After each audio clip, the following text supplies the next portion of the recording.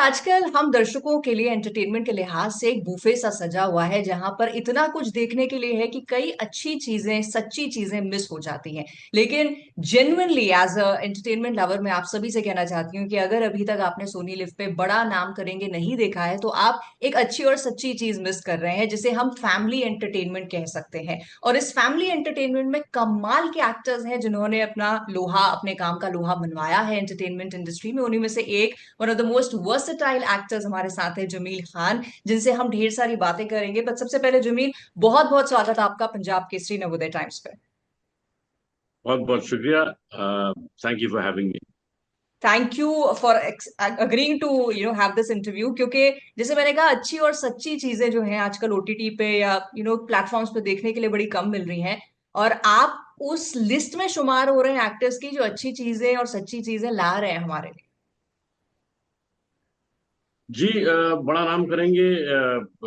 Rajshree film, पलाश मेरा गुल्लक का डायरेक्टर, तो उसके साथ एक अलग भाईचारा है, एक अलग दोस्ती है, एक अलग केमिस्ट्री है। सूरज जी, राजश्री प्रोडक्शंस के साथ जुड़ना ऐसे फख्र है वो। और जिस तरीके की फिल्में वो बनाते हैं, जिस तरीके का कंटेंट वो बनाते हैं, वो वैसे भी बहुत ही यू नो संस्कारी, बहुत ही ट्रेडिशनल, और बहुत ही soaked in tradition, a lot of tradition and customs, and rooted with the Indian milieu. तो उस लिहाज से मुझे जुड़ना था ही। और जिस किस्म का काम मैं करना चाहता हूँ, I am lucky that people are casting me in that kind of role. थोड़ा सा है कि डाउनर ये होता है कि टाइप कास्टिंग शुरू हो जाती है बहुत जल्दी। तो वो मेरे साथ क्या, सबके साथ ही होती है, तो उससे थोड़ा सा परहेज करता हूँ मैं। लेकिन बट बाय एंड लार्ज बहुत अच्छा एक्सपीरियंस रहा। और ऐसे कंटेंट में मुझे लगता है कि बनना बहुत जरूरी भी है, क्योंकि हमारे समाज के लिए, हमारी सैनिटी के लिए, हमारे परिवारों के लिए, जिस तरीके से परिवार बिखर रहे हैं और जिस तरीके के वैल्यू सिस्टम आ रहे हैं हमारे समाज में, उनको थोड़ा सा संवारने का, संभालने का मौका मिल जाता है ऐसे इन इन जैसे कंटेंट के जरिए। बिल्कुल। और पर्सनली भी मुझे लगता है कि मुझे बहुत सारा सीख देता है। मेरा तकरीबन हर किरदार जो मैं प्ले करता हूँ, वो मुझे कुछ ना कुछ सिखाता जरूर है। चाहे वो किसी चीज से परहेज करना सिखाता हो, या किसी चीज को और उजागर करना, या उससे सीख लेके अच्छे अच्छे काम करना, वो भी सिखाता तो यहाँ ललित जी ने क्या सिखाया? है। ललित जी ने मुझे ये सिखाया है कि तालीम जो है ना, एजुकेशन, वो बहुत बड़ा जरिया है, जिसके थ्रू जिसके जरिए आपका माइंडसेट इवॉल्व होता है, खुलता है। और आप ज्यादा चीजों को गहराई से समझ सकते हैं। आपके अंदर एक सेंसिटिविटी आती है, आपके अंदर एक समझ आती है, क्योंकि आप जब पढ़ते हैं तो आपका विस्तार होता है, आपकी सोच का विस्तार होता है। तो उसकी वजह से मुझे लगता है कि तालीम पर जोर ज्यादा है। और क्योंकि तालीम इतनी जरूरी है कि वो समाज को भी किस डायरेक्शन में ले जाना है, परिवार को किस डायरेक्शन में ले जाता जाना है, रिश्तों को किस तरीके से निभाना है, एक सच्चाई के साथ, और एक सरलता के साथ, और एक समझदारी के साथ। बिल्कुल मुझे लगता है कि एजुकेशन, और जितना ज्यादा पढ़े आदमी ना, उतना ज्यादा उसकी सोच खुलती है। बिल्कुल बिल्कुल। तो ललित ललित गुप्ता ये अपने परिवार में भी इस चीज का बड़ा ख्याल रखते हैं, एजुकेशन का तो बहुत ज्यादा ख्याल रखते हैं। और खुद भी मैथमेटिक्स के टीचर हैं, हम्म। और बीवी भी की है, वो भी टीचर रही है। परिवार के जिम्मेदारियों में उलझ जरूर गई है, लेकिन एक ये है कि एक डायनेमिज्म है पूरी परिवार में। बिल्कुल डायनेमिज्म है तो और एक वो अंडरस्टैंडिंग है जो बहुत सारी फैमिलीज में होती है कि भाई ऐसा नहीं है कि मुसीबत आई है तो सब एक दूसरे से बात नहीं कर रहे हैं। ये जो फैमिली है गुप्ता फैमिली आपकी, इसमें है वो रिलेटेबिलिटी की यार ये अपने जैसा ही एक परिवार है। और मैं पढ़ रही थी जो रिस्पॉन्स है, कमेंट्स है, रिव्यूज हैं, तो उनमें से एक बहुत ज्यादा लोग ये कह रहे हैं wish every girl had a father like Lalit. कैसा फील होता है जब आप ऐसा किरदार एक निभाते हैं जिससे इस तरह की रिलेटेबिलिटी बनती है? जी, ये बहुत खुशी होती है और बहुत फख्र महसूस होता है कि जब लोगों के साथ इस जैसा किरदार कनेक्ट होता है। और वो गुल्लक में भी था, हम्म। और इसमें भी आता है कि लोग ये जो कमेंट आना कि काश कि मेरे पापा भी ऐसे होते, you know, and that's the ideal father I would love to have, or I had, or I have right now. वो एक जिम्मेदारी का एहसास भी दिलाता है, और वो उस मोहब्बत जो मिलती है उसके जरिए ना, उसका तो कुछ कहना ही, उसको बयान ही नहीं कर सकता कि वो मोहब्बत मुझे जिंदगी में अपने पूरे ऑडियंस के जरिए पहले कभी नहीं मिली, इस तरीके की मोहब्बत।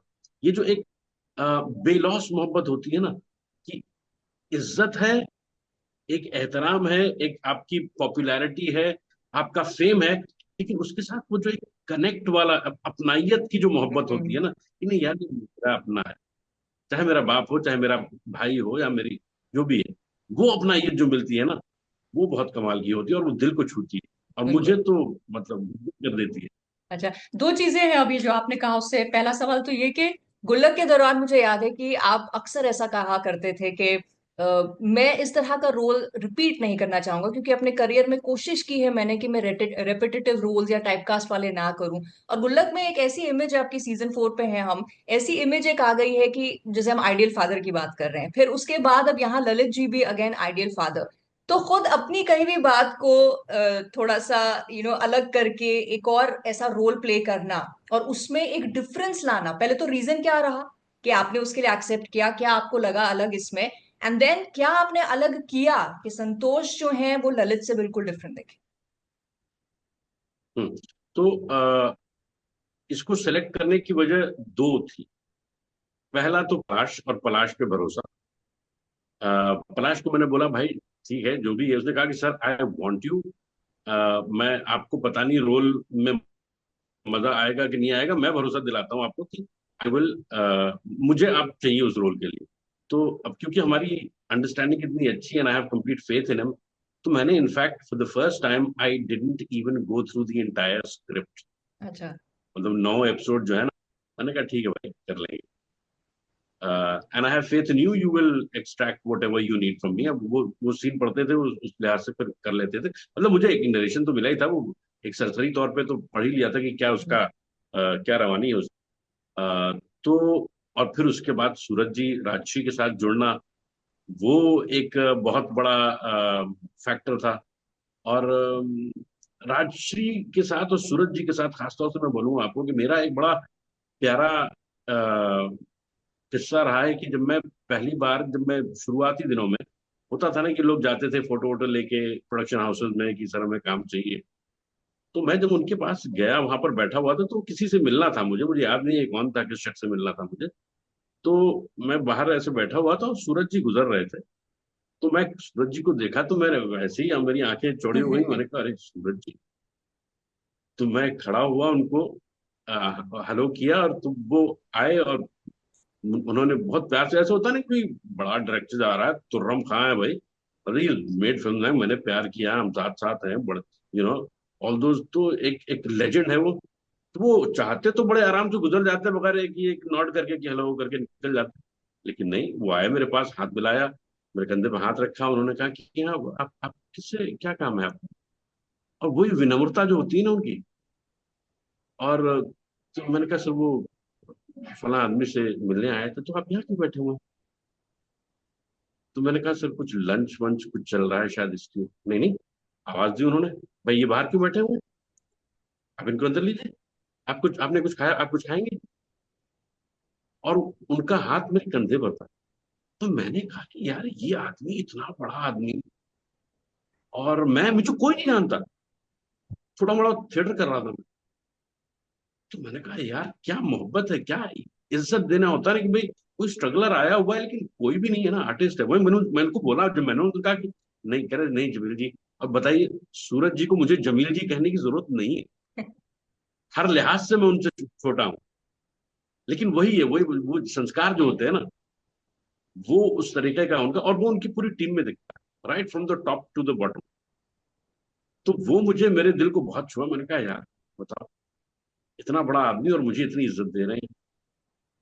तो मैंने कहा कि इनके साथ तो काम करना है कि चाहे जैसा भी हो। तो ये दो खास वजह थी जिसकी वजह से मैं जुड़ा इसमें। और उसका जो कंटेंट है, जो मोटा मोटी मुझे बताया गया कि सर फैमिली है, family is as important as the romantic lead. मैंने कहा मैं वो मत बनाओ, रोमांटिक लीड है मतलब रोमांटिक लीड मतलब वो मेन थ्रस्ट तो वही होगा। कह रहा हाँ सर वो है, लेकिन the family is not a small part, it's a very significant part. और आपका जो रोल है that is the progressive father. तो वो मुझे लगा कि हाँ ये चीज है, मतलब इसमें। और फिर ये मैथमेटिक्स का टीचर है, अपर मिडिल क्लास है, तो थोड़ा सा क्लास में भी फर्क है। जो गुल्लक में जो एक बेबाकी है ना, वो बेबाकी इसके अंदर नहीं। ये थोड़ा सा सहज इंसान है, हालांकि मस्तीखोर थोड़ा है। और मैं थोड़ा सा पर्सनल टच भी उसमें लाता हूँ कि जैसे मैं अपनी बीवी को अक्सर छेड़ता रहता हूँ, मुझे बहुत मजा आता है हाँ। बीवी को छेड़ने में। वो शायद मेरे प्यार करने का वो तरीका भी है। तो कभी कभी वो चिढ़ भी जाती है लेकिन मुझे मजा आता है। तो वो छेड़छाड़ थोड़ी सी मैंने रखी है इसमें भी, लेकिन एक सहजता के साथ। और परिवार में, परिवार की जिम्मेदारी जो है वो बाप के तौर पे तो हर बाप निभाता ही है, तो वो इसमें भी है उसमें भी है। और जबान में मैंने एक तब्दीली लाई है उसमें, कि उसमें थोड़ी सी बिगड़ी हुई जबान है जिसके लिए मुझे मेहनत करनी पड़ती है। इसमें मैंने जो है, पढ़ा लिखा इंसान है तो सही बोलेगा, हाँ। इसका उच्चारण जो तलफ्फुज है बिल्कुल सटीक होगा। तो वो मैंने मेंटेन किया है इसमें। तो इस तरीके की कुछ कुछ न्यूआंसेस मैंने पैदा की हैं, जिस जिस तरीके से उसको अलग करने की कोशिश की। बिल्कुल। And but I hope it stands it different. Is standing out. मैं क्योंकि इसलिए भी कह रही हूँ क्योंकि जमील, दो अलग अलग लैंडस्केप्स हैं। एक गुल्लक का लैंडस्केप देखें तो वो एक परिवार की कहानी है जिसमें बाकी भी किरदार हैं, बट प्रोटैगनिस्ट जो मेन है वो चार हैं, आप दो और आपके बच्चे हो गए। अब यहाँ हम आते हैं बरजात्या साहब के सीरीज पे आ जाते हैं। तो जैसे कि आपको पलाश ने कहा कि हीरो हीरोइन है लेकिन फैमिली भी उतनी, और वाकई है। मतलब अब आपको देख लेने के बाद भी ये रियलाइज हुआ और ऑडियंस भी ये रियलाइज कर रही है कि ये सिर्फ हीरो हीरोइन की कहानी नहीं है, ये वाकई एक परिवार की कहानी है जिसमें सब इंटेग्रल है। लड़का लड़की ऐसा नहीं प्यार करके कह रहे हैं हम तो शादी करेंगे, तुम्हें जो करना है कर लो। सो ये छोटे लैंडस्केप से, जहां एक परिवार की कहानी और कुछ सपोर्टिंग कैरेक्टर्स हैं, shifting to this huge canvas, कुछ फर्क आपको लगा या बहुत ज्यादा फर्क लगा या it was just another job? नहीं, फर्क तो लगा बेसिकली कैनवस में। जैसा कि आपने अभी कहा कि तो कैनवस बहुत बड़ा है, और एक रिच फील है, खास तौर से राठी परिवार का। और वो ऑप्युलेंस दिखता है, वो वेल्थ दिखता है। लेकिन जैसा कि मेरे ख्याल में और लोग भी इस बात को बताएंगे कि जो ओल्ड और न्यू का जो संगम है ना, जो जिस तरीके से going back to the roots वाली बात है, कि आप कितने भी मॉडर्न हो जाएं, कि आप अगर अपने ट्रेडिशंस, अपने अपने अपने संस्कार से जुड़े रहेंगे, तो मुझे लगता है उसकी एक खूबसूरती बहुत ज्यादा है। और मैंने तो ऐसे परिवार देखे जहां पर कि अ, बहुत वेल्थी हैं, लेकिन एक संस्कार है उनके अंदर। मतलब कुछ बिगड़ने वाले बिगड़ भी जाते हैं, कुछ ज्यादा बहुत वेस्टर्नाइज भी हो जाते हैं, लेकिन वेस्टर्नाइज होने के बावजूद वो एक रूटेड इन देयर कल्चर वाली जो बात होती है ना, हाँ। वैसे भी हैं। और मुझे लगता है कि ये बहुत जरूरी है अपनी एक पहचान बरकरार रखने के लिए, कि we need to be rooted with our culture. मैं डॉगमेटिक होने की बात नहीं कर रहा हूं, मैं उसमें किसी तरीके का जिंगोइज्म की बात नहीं कर रहा हूं। वो चीजें तो नहीं होनी चाहिए, लेकिन एक प्राइड होना चाहिए अपने कल्चर में। और एक अपनी वो एक पहचान है, why hmm. Should we lose it. और उसके उसमें क्योंकि हम जहां से आ रहे हैं, उस चीज को अगर हम जिएंगे या उस चीज से ज्यादा रिलेट करते हैं ना, उस चीज को हम किसी फॉरेन कल्चर को अडेप्ट करके अ, अपने आप को खो देते हैं कहीं ना कहीं। तो अपने कल्चर में जिस जिस परिवेश में हम जी रहे हैं या रहे हैं, या जो हमारा समाज है, उसके अंदर जितने अच्छे से हम अपने रिश्तों को निभा सकते हैं और समझ सकते हैं, वो दूसरे कल्चर के, किसी कल्चर को खराब नहीं कह रहा हूं मैं, लेकिन हम जो खराबियां हैं ना वो लेना बहुत आसान हो जाता है, बहुत जल्दी आदमी अडॉप्ट कर लेता है। वो बड़ा आसान होता है और बहुत ग्लैमरस लगता है। हाँ तो तो वो ये इन इन कहानियों में बड़ा नाम करेंगे में वो चीजें हैं, लेकिन बड़े टैक्टफुली उसको मैनेज कैसे करना है वो भी बताता है बड़ा नाम। बिल्कुल। और मुझे पता है एक क्या अच्छी बात लगी जमील, क्योंकि अगर हम बरजादे साहब की जो फिल्म्स हैं वो देखेंगे, आज की जनरेशन अगर देखेगी, जो जेन जी जेन अल्फा जो अब आ गए हैं, तो शायद हो सकता है वो बोला ऐसा कहाँ होता है, ऐसा कौन भाई होता है जो इतना एक दूसरे की बात मानते हैं, ऐसा कहाँ परिवार होता है, इतना अच्छा कौन होता है। जो मुझे अच्छी बात लगी है इसमें कि यहाँ हीरो में खामियां भी दिखाई गई हैं, he is not goody two shoes. मतलब उसमें खामियां भी हैं जो शायद मॉडर्न जनरेशन रिलेट कर पाए, लेकिन वो अपनी जड़ों से भी जुड़ा हुआ है, जिस वजह से शायद दोनों जनरेशन एक पॉइंट पे, क्लाइमेक्स जो है सीरीज का, उस पर आके they agree at one point. तो आई थिंक ये जो बैलेंस है ये बड़ा खूबसूरत है इस सीरीज में। जी। और देखिए, सीखने की कोई उम्र नहीं होती। और समाज बदलता है वक्त के साथ, और वक्त के साथ साथ इंसान को अपने आप को बदलना जरूरी है। जो चीजें दकियानूसी हो रही हैं उनको पीछे छोड़ना भी जरूरी है। तो अगर हमारे बच्चे हमसे, जो यंगर जनरेशन है, वो हमें कोई चीज सिखा रही है, तो वो सीखना हमारी भी जिम्मेदारी है। और जो हम उनको देना चाह रहे हैं वो उनको भी सीखना उनकी जिम्मेदारी है। तो वो जो बैलेंस है ना, वो एक दूसरे को समझना बहुत जरूरी है। कि आज के माहौल में रम जाना पूरी तरीके से, चाहे वो अच्छा है वो चाहे बुरा है, वो बात गलत भी हो जाएगी। कि अपनी अपनी सच्चाई और अपनी सरलता को मेंटेन करते हुए मॉडर्निटी को एक्सेप्ट करना अच्छी बात। वक्त के साथ फ्लो करना तो हमेशा का वो रहा है ना, कि भाई आप वक्त के साथ flow with the time. Right. और वो वही चीजें रेलिवेंट भी रहती हैं जो वक्त के साथ थोड़ा थोड़ा चेंज होती हैं। जब हम वक्त के टॉपिक पे हैं जमील, एक बात मुझे याद आई, कहीं आपने किसी इंटरव्यू में शायद ये कहा भी था कि आप एक एक किस्सा शायद सुनाते हैं कि भंसाली साहब से आपने एक बार एक रोल के लिए कहा था कि सर इसमें कुछ खास है नहीं। Cut to that cut to that changing and evolving with time, आज के जो जमील हैं वो अब अपना रोल देख के डायरेक्टर से क्या कहते हैं? नहीं, देखिए वो एक शायद उस वक्त मैं उतना ही डिजर्व करता था, क्योंकि कोई मुझे जानता नहीं था। मेरी एक्टिंग किसी ने देखी नहीं थी, या मेरे प्ले उन्होंने मेरे प्लेस भी नहीं देखे थे। तो उस वक्त मैं पढ़ रहा था, जो आया हाथ में कर लिया।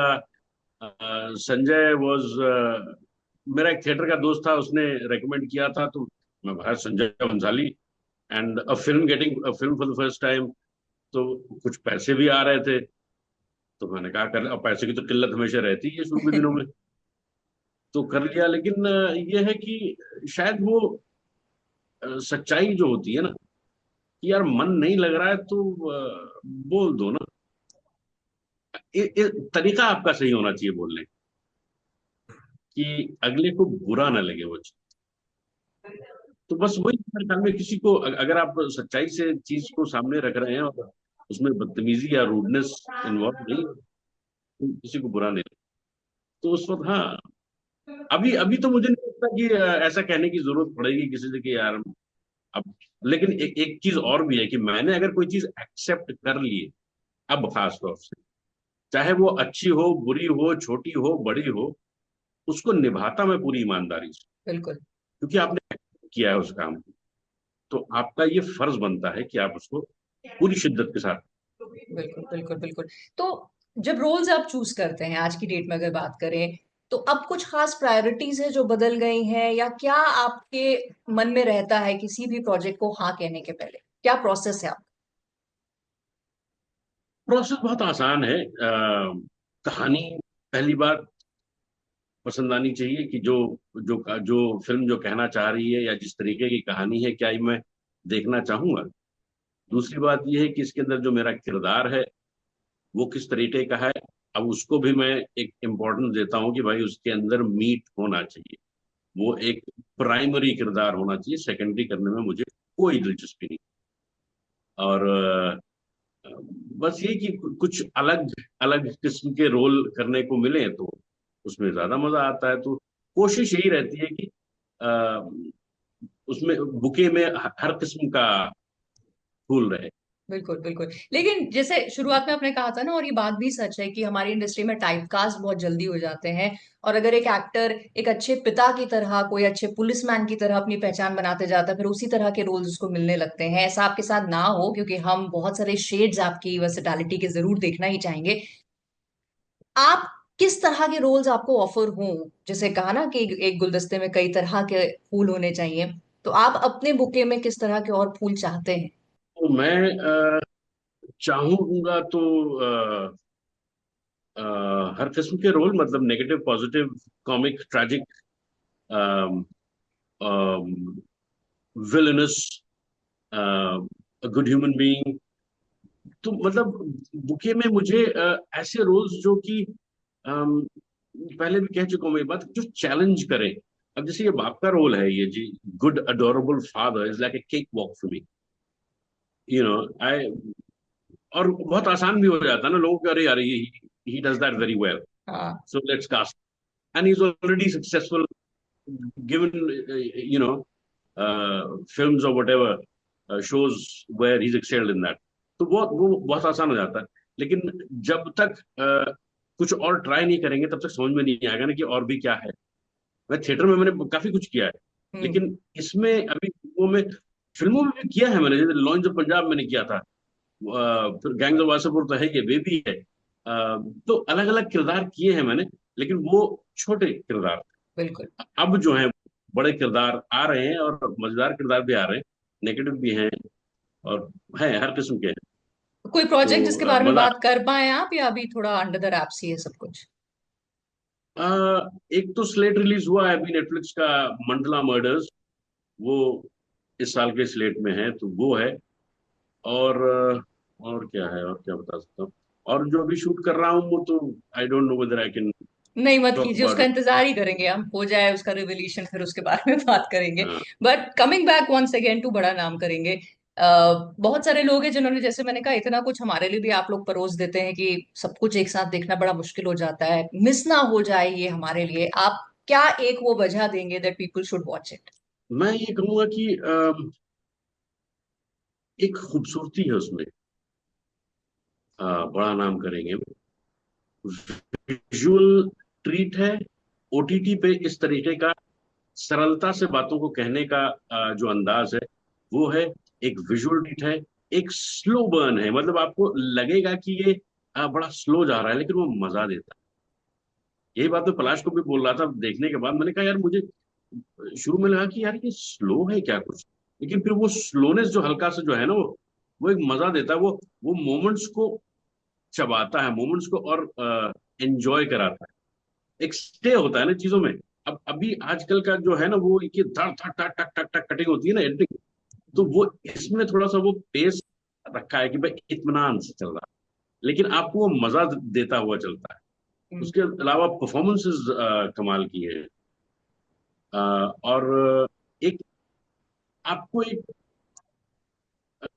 एक पाकिजगी है इसके अंदर, यू नो, जो कि आपको आमतौर पे नहीं दिखती है ओटीटी पे, खास तौर से। पारिवारिक शो है, आप पूरे परिवार के साथ बैठ के देख सकते हैं, जैसा कि पहले हम लोगों ने जिक्र किया। तो और क्योंकि कंटेंट ऐसा बहुत कमी है जो कि आप परिवार के साथ बैठ के देख सकें और बिल्कुल। एंजॉय कर सकते हैं। तो इनफैक्ट मैं बाहर था, शूट कर रहा था, मैं मेरा परिवार इंतजार कर रहा था कि मैं आऊं लौट के तो साथ में बैठ के देखा। Right right. ये बड़ी उसका एक बात है मजा कि अलग होता फैमिली के साथ आप आजकल बहुत कम चीजें देख पाते हैं। और आजकल संगम की भी सब बातें कर रहे हैं, मेरे हिसाब से इस शो में वो जनरेशन्स की थॉट्स और आइडियोलॉजीज का बड़ा खूबसूरत संगम है, जिसकी वजह से भी ये अक्रॉस जनरेशन सबको देखना चाहिए। सो कंग्रेचुलेशंस, शो लोगों को पसंद आ रहा है उसके लिए जमील, और आगे जो भी आप काम करें उसके लिए मेरी बेस्ट विशेस हैं आपको। बहुत सारे इंटरव्यूज आपके साथ मैं करती रहूं। एंड फिलहाल इस इंटरव्यू के लिए टाइम देने के लिए thank you so so much. है। Thank you Nidhi, lovely talking. Thank you.